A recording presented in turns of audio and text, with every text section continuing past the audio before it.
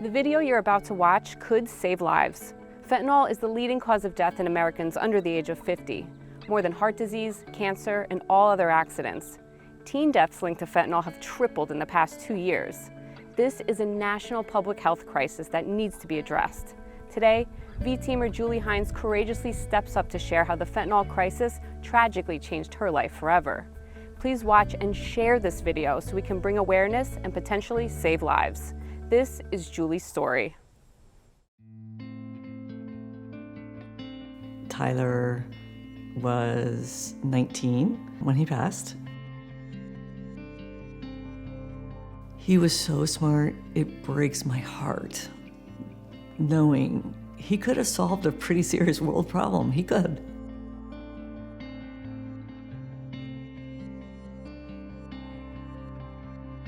Tyler's so funny, so full of life.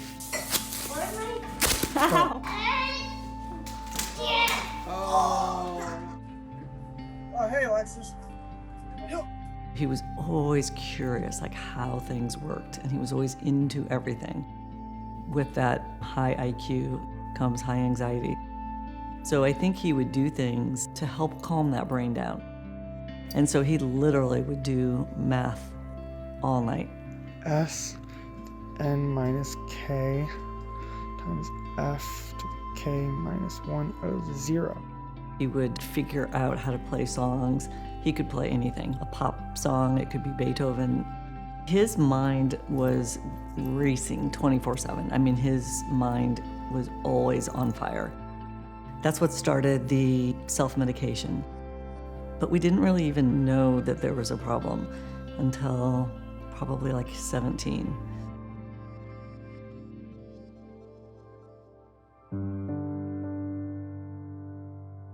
We were coming back from a vacation over Thanksgiving at a relative's house, and we were packing to leave. And I could tell Tyler was hiding something. While he was packing, and I was like, Tyler, what's up? You know, something's up. I went through his suitcase and I found that he had actually gone through the house and found expired prescriptions.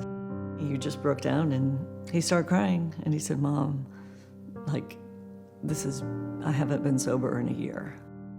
And it just broke my heart. I just couldn't even believe it. And so that's when we went back and got help and had therapy. And they told me that we need to give full-time help. So he graduated from his program that he was in, and he was sober and he was healthy again. He went off to college. Of course, I knew it was a big risk. Made the best friends of his entire life. He had the best year.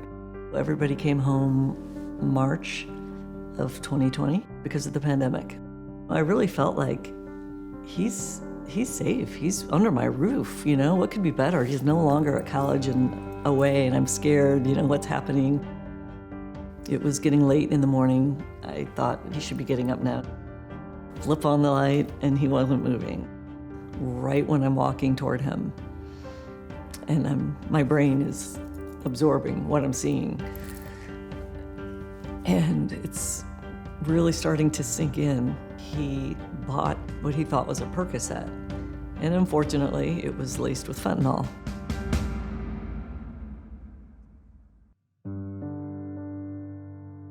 I do know that he was at peace. You know, I was the last that said goodnight to him, and the first one to find him, and it was meant to be. It was meant to be that way. I can't imagine it being any other way. And getting a phone call, it needed to be me. As hard as it was, it needed to be me. And so I knew he was finally at peace.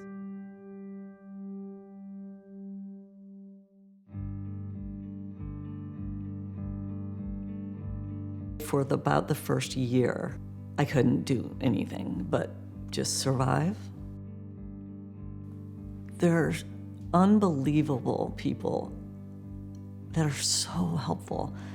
And Verizon, unlike no other, the V-teamers, the things that they did to help support me, I just wouldn't ever have guessed it could possibly be that much heartfelt support.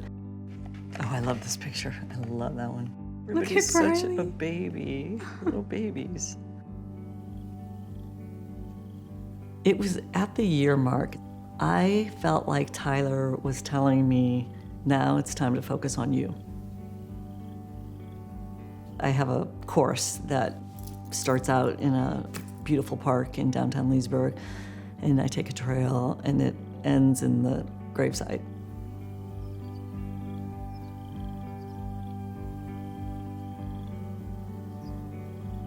The best way for me to start my day is to do that run, end at the gravesite, hang out for a while, and then I walk back through town. If I can start every day that way, it's absolutely changes my whole outlook. And now it's the most peaceful place for me to be. So I'm trying to now figure out how to turn the grief and the anger and all of that into something that is helpful.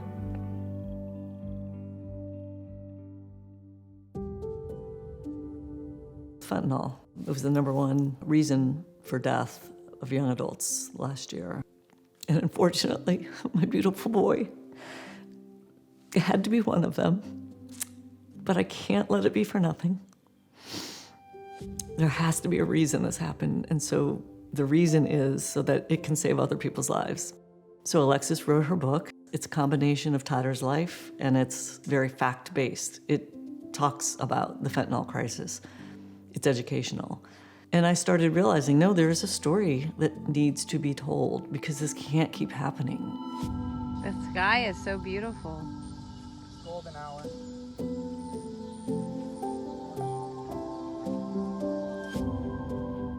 One in 4 drugs from the street are laced with fentanyl. You're playing Russian roulette if you take anything that's not from a doctor. It could be the very first time they've ever tried something. It could be the last. I think he just didn't think it could happen to him. People always say, you know, what are the signs? If this happens to your child, like, how do you know? And the problem is, it's not easy. I think they develop the coping mechanism to hide it. It's a combination of stereotyping what this problem looks like and also the stigma of mental health. Mental health is a very serious problem, and it needs attention. It needs the help, just like a physical problem deserves. The biggest lesson I learned from this was you're not alone. There's a lot of V-teamers that are part of this unfortunate club. There are just so many people that are going through really hard things that you just don't ever think about. For all those V-teamers out there that are part of this club that nobody wants to be part of, thank you for your support. Thank you, thank you, thank you. You're not alone. Unfortunately, we're all in this together.